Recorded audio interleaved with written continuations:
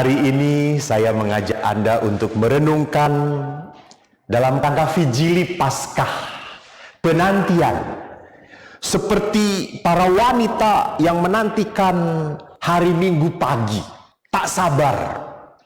Maka kita pun tidak sabar menantikan kebangkitan Yesus. Maka tema rekoleksi pada pagi hari ini adalah berani tetap berharap.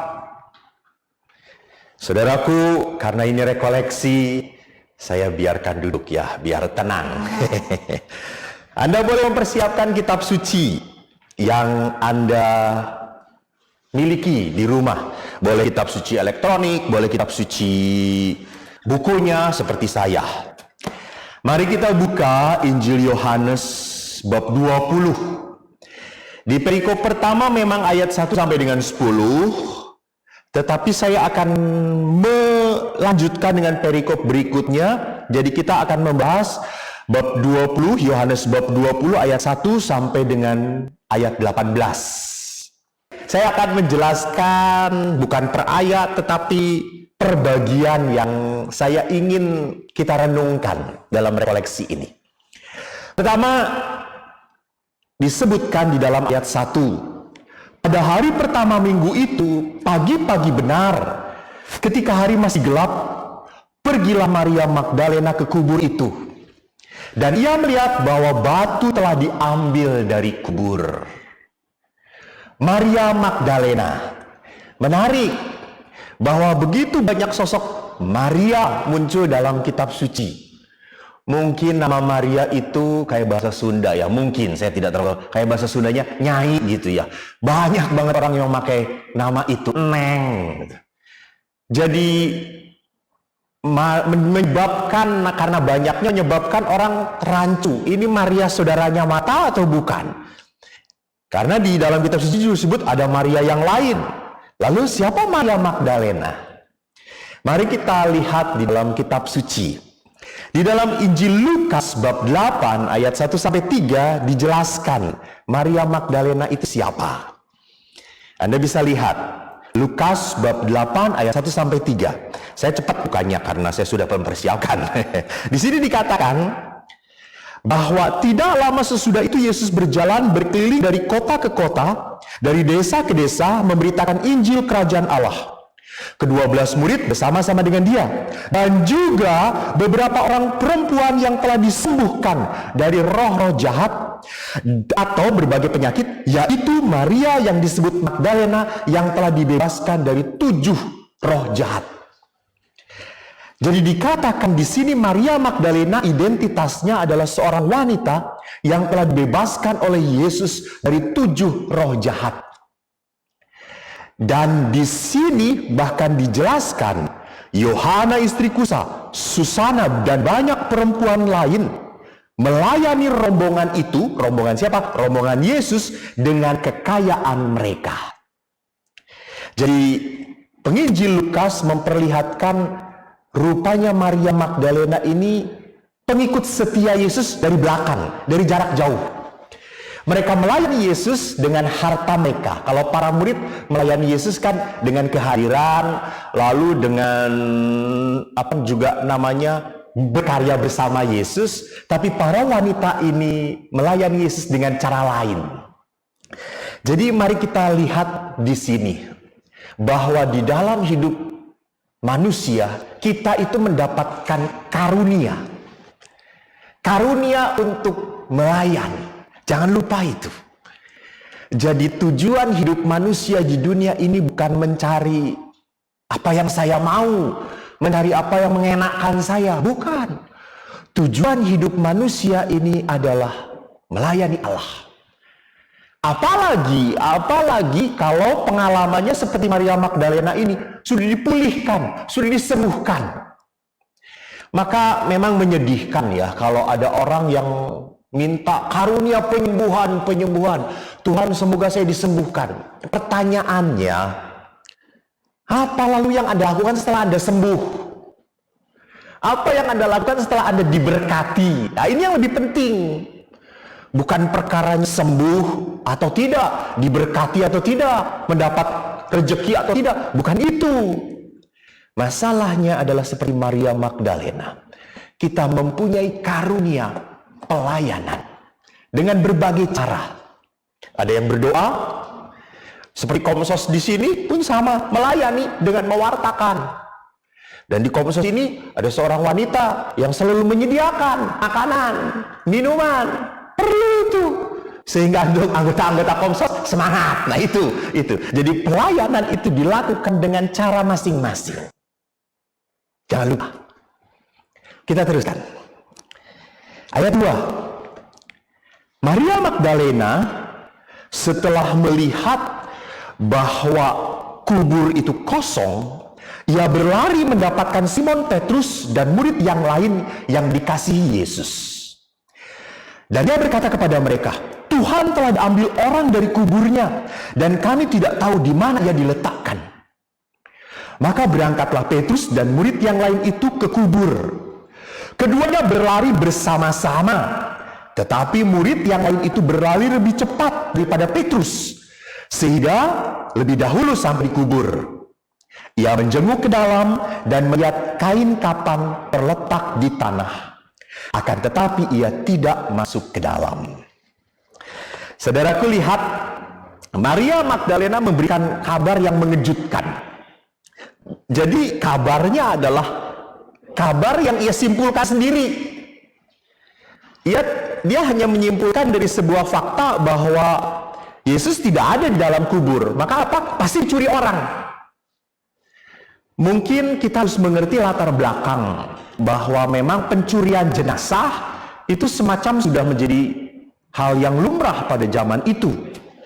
Bahkan kecenderungan bahwa Yesus ini kemungkinan dicuri jenazahnya itu juga ditulis di dalam Injil Matius bab 27 ayat 64. Coba kita buka Matius 27 ayat 64. Ini rupanya pola pikir bahwa jenazah Yesus itu hilang bukan karena bangkit tapi karena dicuri, sudah ada tendensinya. Di sini dikatakan, karena itu perintahkanlah untuk menjaga kubur itu sampai hari yang ketiga. Karena sudah dikatakan Yesus menubuatkan bahwa 3 hari lamanya dia akan dikubur. 3 hari. Jikalau tidak, murid-muridnya mungkin datang untuk mencuri dia. Lalu mengatakan kepada rakyat, ia telah bangkit dari antara orang mati, sehingga penyesaatan yang terakhir akan lebih buruk akibatnya daripada yang pertama. Jadi di sini para imam dan orang Farisi meminta kepada Pilatus supaya kubur Yesus dijaga, takut dicuri oleh para murid. Jadi kalau Maria Magdalena melihat kenyataan bahwa kubur kosong, langsung berkesimpulan jenazah Yesus dicuri, ini semacam pola pikir Maria Magdalena terrancu, terkontaminasi dengan pola pikir orang-orang pada zaman itu, pada saat itu. Maka apa yang dilakukan oleh Petrus dan Yohanes, mereka berlari. Dan rupanya Yohanes lebih dahulu. Yohanes lebih muda daripada Petrus. Jadi Petrus belakangan. Hanya yang perlu kita perhatikan bahwa walaupun Yohanes sudah sampai, ia hanya melihat, dia tidak mau masuk. Mari kita lihat bahwa penginjil di sini memperlihatkan privilege Santo Petrus. Privilege Petrus sebagai murid yang pertama di situ dikatakan. Maka dibiarkan masuk terlebih dahulu. Saudaraku, mari kita coba membawa ayat-ayat ini ke dalam permenungan. Lihat saja bagaimana kalau info kita dapatkan, lalu kita tidak saring, kita tidak resapkan, kita tidak merenungkan, maka kita akan mudah terpengaruh dengan info-info itu dan berita-berita itu. Dan berita-berita itu kalau kita tidak saring baik-baik akan mempengaruhi pikiran kita, dan pikiran itu akan membuat hati pun terpengaruh. Dan kalau pikiran sudah tidak beres, hati makin down, tubuh makin rapuh. Itu koneksinya, itu hubungannya. Jangan berpikir bahwa apa yang kita pikirkan gak mungkin berpengaruh pada hati dan tubuh kita. Tidak, terpengaruh sekali. Maka mari kita mencoba untuk lebih bijaksana memilah mana yang harus didengar dan mana yang tidak perlu didengarkan. Mana yang perlu kita hayati dan mana yang tidak perlu kita ambil pusing. Tidak semua berita itu kita harus tahu. Tidak. Kita lanjutkan ya saudaraku. Semoga Anda belum lelah. Ayat berikutnya. Maka datanglah Simon Petrus menyusul dia masuk ke dalam kubur itu. Ia melihat kain kafan terletak di tanah. Sedangkan kain peluh yang tadinya ada di kepala Yesus tidak terletak dekat kain kafan itu, tetapi agak di samping di tempat yang lain dan sudah tergulung. Bapak Ibu, Petrus datang, tidak menyapa Yohanes, tidak menyapa Maria, dia langsung masuk dalam, ingin melihat apakah benar apa yang diceritakan oleh Maria Magdalena bahwa jenazah Yesus tidak ada. Namun rupanya apa yang dikatakan oleh Maria Magdalena bahwa jenazah Yesus dicuri tidak tepat. Kenapa? Karena penginjil mengatakan tadi bahwa kain peluh yang biasanya dipakai untuk menutupi wajah itu sudah tidak terletak di situ lagi, terletak di samping, bahkan terletaknya sudah tergulung. Apa maksudnya penginjil memberitakan seperti itu? Mau memperlihatkan kalau orang mencuri kan pasti semua terburu-buru ya, tergesa-gesa. Nggak ada pencuri itu rapi, ditata kembali gitu. Ingat zaman dulu, jangan kita bandingkan dengan zaman sekarang. Sekarang kan pencurinya lebih pintar, lebih mutakhir dan seterusnya gitu, punya alat-alat canggih. Namun dulu enggak. Maka untuk memperlihatkan bahwa jenazah Yesus melawan pola pikir orang bahwa jenazah Yesus ini dicuri, di situ dikatakan bahwa kain peluh itu sudah tergulung, rapi. Tidak ada ketergesaan di situ, tidak ada kerusakan di situ, tidak ada keterpaksaan. Jadi apa yang dijadikan sebagai berita yang simpang siur ini, di sini diperjelas bahwa Yesus jenazahnya tidak dicuri orang.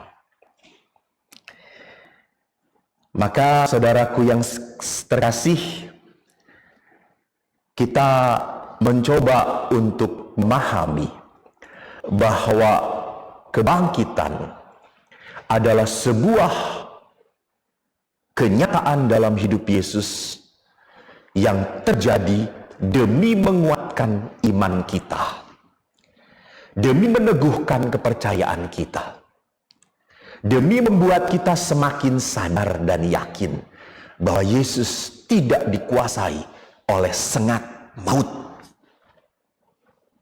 Kita lanjutkan. Ayat 8 dikatakan, setelah Petrus tadi masuk dan melihat bahwa kain peluh itu tergulung, maka masuklah juga murid lain yang lebih dahulu sampai di kubur itu. Ia melihat dan percaya. Jadi ia melihat itu bukan Petrus ya di sini. Sebab selama itu mereka belum mengerti isi kitab suci yang mengatakan bahwa ia harus bangkit dari antara orang mati. Lalu pulanglah kedua murid itu ke rumah.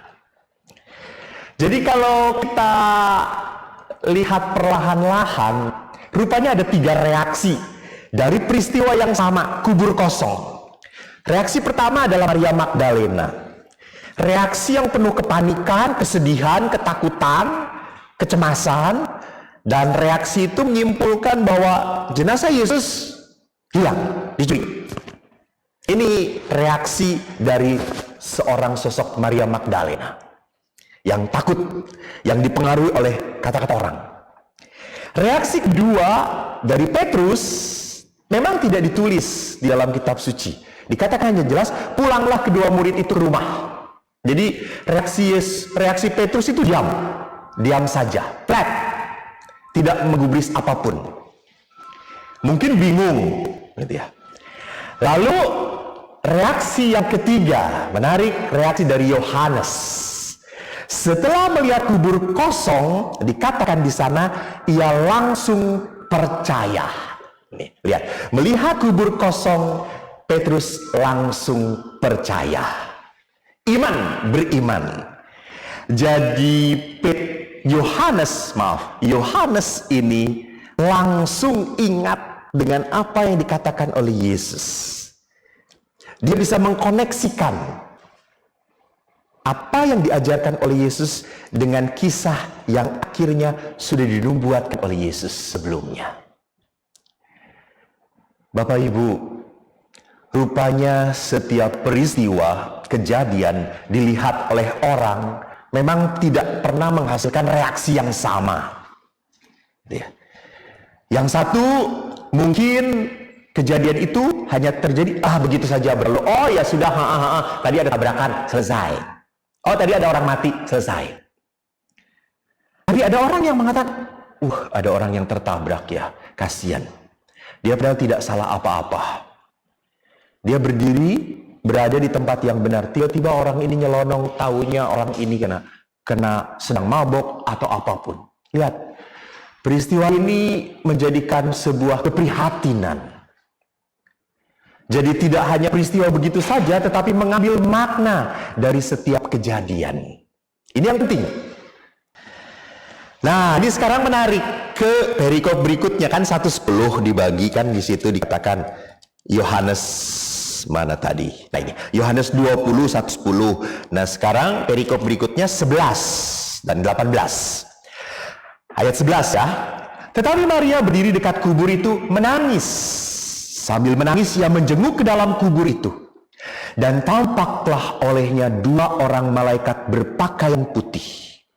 Yang seorang duduk di sebelah kepala dan yang lain di sebelah kaki di tempat mayat Yesus terbaring. Kata malaikat itu kepadanya, "Ibu, mengapa engkau menangis?"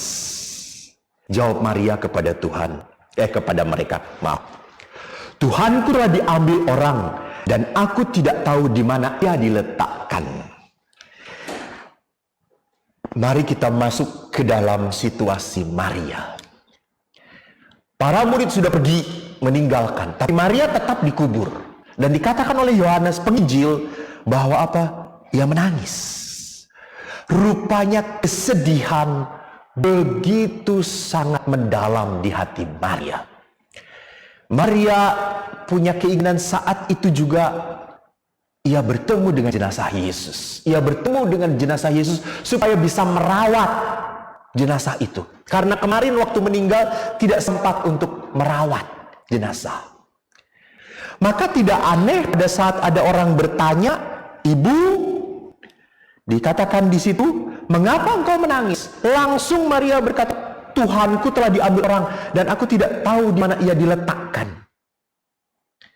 Maka apa yang saya mau katakan saudaraku, kalau orang bersedih, nah ini pikirannya berduka, maka tidak pernah akan ada sesuatu yang bisa membuka pintu harapan kalau ia tidak mau mengambil jarak dari penderitaan itu. Jadi kalau orang terhisap oleh penderitaan, orang itu mau diomongin seperti apapun, mau dikatakan jangan bersedih ya, jangan menangis ya, tetap orang itu akan masuk ke dalam pikirannya. Tetap akan masuk ke dalam pola pikirnya bahwa saya sedih, titik, saya jengkel, titik, saya menderita, titik, itu. Itu saja. Maka kita harus belajar mengambil jarak di dalam setiap peristiwa kehidupan. Tidak terlalu terserap oleh peristiwa seperti apapun, baik itu peristiwa sedih atau peristiwa gembira. Saya ingat sekali ada sebuah cerita ya, di dalam toko pewayangan itu kan ada Semar, Petruk, Gareng, Bagong. Lalu mereka kan para jenaka kalau di dalam pewayangan itu.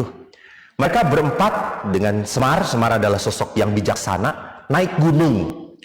Pada saat naik gunung itu semua Petruk, Bagong, dan temannya, pokoknya kecuali Semar, sedih. 3 punakawan ini pada sedih, aduh naik, aduh berat, aduh nanjak, aduh capek gitu. Tetapi Semar sukacita. Tapi pada saat turun gunung, 3 punakawan ini Pada senang sekali, akhirnya turunan, akhirnya bisa lari, akhirnya nggak capek, gampang turunan. Tapi semua tenang-tenang saja. Lalu setelah beberapa bukit dilalui, Petruk akhirnya tanya kepada Semar, Ki Semar, kenapa sih? Waktu kamu naik, kamu nggak bersedih, kau diam saja. Kau tidak bersungut-sungut. Dan waktu kita turun dari gunung, kau tidak suka cita, tidak sesenang kami. Kenapa? Lalu Semar berkata, nak, ingat, waktu kita naik, jangan terlalu berpikir bahwa kita bersedih. Nanti juga di depan ada turunan. Dan waktu kita turun, menuruni lereng bukit, jangan terlalu bergembira. Jangan-jangan sebentar lagi ada tanjakan. That's life. Itu kehidupan. Jangan terlalu terserap kepada peristiwa. Kita harus berani mengambil jarak dari setiap peristiwa kehidupan. Supaya apa? Supaya ada paradigma yang lain. Supaya ada pola pikir yang lain yang membuat kita membuka pintu harapan. Jadi tidak lock, tidak terkunci semua pintu, gitu ya. Di situ pentingnya. Kita lanjutkan, saudaraku. Sesudah berkata demikian, ia menoleh ke belakang. Siapa? Maria Magdalena menoleh ke belakang dan melihat Yesus berdiri di situ. Tetapi ia tidak tahu bahwa itu Yesus. Kata Yesus kepadanya, "Ibu, mengapa engkau menangis? Siapakah yang engkau cari?" Maria menyangka bahwa orang itu adalah penunggu taman. Lalu ia berkata kepadanya, "Tuan, jikalau Tuan yang mengambil dia, katakanlah kepadaku di mana Tuan meletakkan dia, supaya aku dapat mengambilnya." Lihat, sekali lagi ditekankan di sini. Walaupun Maria melihat Yesus, tapi ia tidak sungguh-sungguh menatap Yesus. Kenapa? Yaitu tadi. Seluruh pikirannya, seluruh hatinya terbelenggu, terpenjara pada kesedihan. Dia ingin sekali bertemu dengan jenazah Yesus. Tapi ia tidak dapatkan. Maka tadi apa yang saya katakan, pikiran dan hati itu membuat indera mata ini jadi tidak sungguh-sungguh melihat. Jadi walaupun dia melihat Yesus, ia tidak sadar bahwa itu adalah Yesus. Jadi sama, saudaraku. Kadang-kadang kita pun minta pertolongan dari Tuhan. Tuhan selamatkanlah. Tuhan bantulah. Tuhan tolonglah. Tuhan itu memberi pertolongan mungkin lewat hal kecil. Tapi kita tidak berpikir bahwa itu pertolongan dari Tuhan. Kita berpikirnya bahwa Tuhan itu kalau menolong harus seperti ini. Jangan kayak gitu dong. Harus seperti ini. Contoh. Dan saya sebagai imam juga suka berkata, Tuhan tolonglah supaya saya jangan tergoda oleh wanita. Namanya juga pria. Saya kan pria, tertarik pada wanita. Lalu ada ibu-ibu yang mengatakan, Romo, tolong ya, kalau Romo itu jangan terlalu GR kalau ada wanita yang senang dengan Romo, tersenyum, ngirim makanan. Ingat loh, dia itu bukan tertarik pada Romo, tertarik pada jubahnya. Nah, saya suka kilaf, lalu berpikir, si ibu ini nyebelin nih. Dan nyindir, dia nyinyir. Dia nggak suka karena nggak saya lihatin, nggak saya perhatikan. Dan lihat, saya minta pertolongan dari Tuhan supaya saya dijauhkan dari godaan, tapi Tuhan mengantar ibu ini sebagai penolong yang ajaib, tidak seperti yang saya inginkan, tidak seperti yang saya harapkan. Lalu saya mengatakan, si ibu ini cuma iri karena saya tidak memperhatikan. Ini lihat, jadi kita meminta Tuhan menolong, tetapi pertolongan Allah ingin seperti yang saya harapkan. Jadi pertolongan Tuhan bisa seperti apapun, tidak seperti yang kita bayangkan. Di situ pentingnya tadi saya katakan, mengambil jarak. Supaya kita makin tahu, oh iya ya, ibu itu mau mengingatkan saya, oh that's good. Saya harus mengatakan, terima kasih Bu, baik Bu. Nanti lagi kalau ada ibu-ibu yang mengirim kepada saya akan berkata, udah jangan ngirim-ngirim terus. Dan kita gemuk, gitulah. Jadi saudaraku yang terkasih, mari kita belajar untuk meminta pertolongan pada Tuhan, dan biarlah Tuhan itu memberikan cara yang sesuai dengan cara Dia, bukan caraku. Ayat 16, kata Yesus kepadanya, Maria. Maria berpaling dan berkata kepadanya dalam bahasa Ibrani, Rabuni, artinya guru. Kata Yesus kepadanya, janganlah engkau megang aku, sebab aku belum pergi kepada Bapa. Tetapi pergilah kepada saudara-saudaraku dan katakanlah kepada mereka bahwa sekarang aku akan pergi kepada Bapakku dan Bapamu, kepada Allahku dan Allahmu. Saudaraku, lihat. Sapaan Yesus pertama adalah, Ibu, mengapa engkau menangis? Sekarang Maria. Yesus menyebut namanya. Yesus menyentuh pribadinya. Yesus memperlihatkan, hei nyonya, kita tuh punya hubungan relasi yang dekat. Maka Yesus memanggil Maria. Maka pada saat dipanggil Maria, Maria teriak, Rabuni. Memang di sini hanya diterjemahkan sebagai guru, tetapi yang lebih tepat, Rabuni itu artinya guruku, guruku. Menarik bahwa Maria mau mengatakan, you are mine, engkau milikku. Jadi di sini ada dua orang yang punya hubungan yang hangat, yang punya hubungan yang dekat, yang erat satu sama lain. Di relasi itu dicirikan dengan sebuah kehangatan, dengan sebuah kasih, dengan sebuah kerinduan. Maria begitu rindu ingin bertemu jenazah Yesus, dan Yesus menyapanya. Maka pada saat Maria ingin menyentuh, dalam terpetik jenazah, Yesus berkata, jangan sentuh aku. Jadi walaupun Yesus memperlihatkan sosok yang sama sosoknya, tetapi ragawinya sudah berbeda dengan sewaktu ia masih hidup. Jadi lihat di sini, cinta yang begitu mendalam itu harus ditunjukkan dengan relasi yang sungguh-sungguh. Maka tidak aneh mengapa Maria Magdalena sampai seperti itu. Kan tadi dikatakan dalam penginjil bahwa sejak pewartaan Yesus, Maria setia mengikuti Yesus. Jadi relasi itu perlu dipertanyakan. Kalau saya itu punya Allah, kita punya Tuhan, tetapi kita tidak punya waktu untuk berelasi, tidak punya waktu untuk berhubungan dengan Tuhan, kita tidak punya waktu untuk akrab, kita tidak punya kerinduan. Pertanyaannya, apakah relasi kita sungguh-sungguh dekat dengan Allah? Jangan-jangan kita hanya mengakui Allah, di bibir saja, tetapi tidak ada kehangatan, tidak ada getaran jiwa. Gitu. Seperti seorang pacaran, kalau ketemu pacarnya langsung berat gitu ya.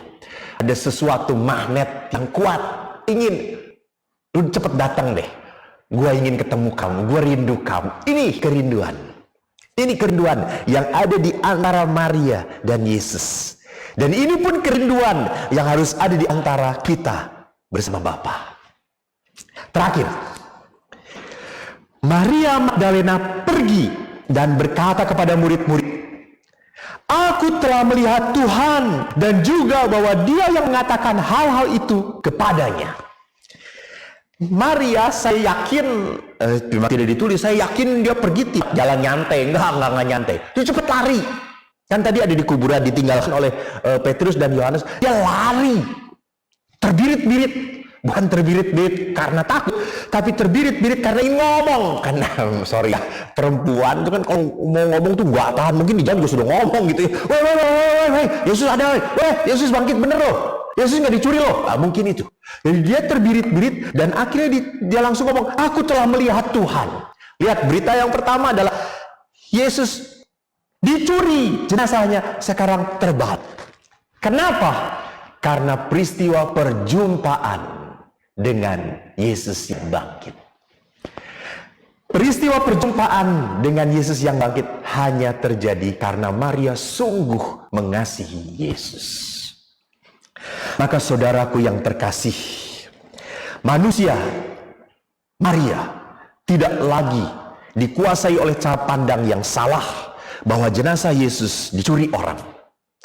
Tidak dikuasai lagi oleh kecemasan, ketakutan.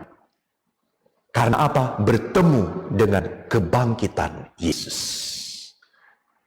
Maka Paskah adalah realitas dalam hidup kita untuk mengembalikan pintu harapan.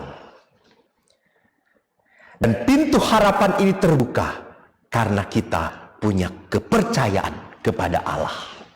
Dan kepercayaan itu dibangun dengan relasi yang terus-menerus, yang tiada henti dengan Bapa kita.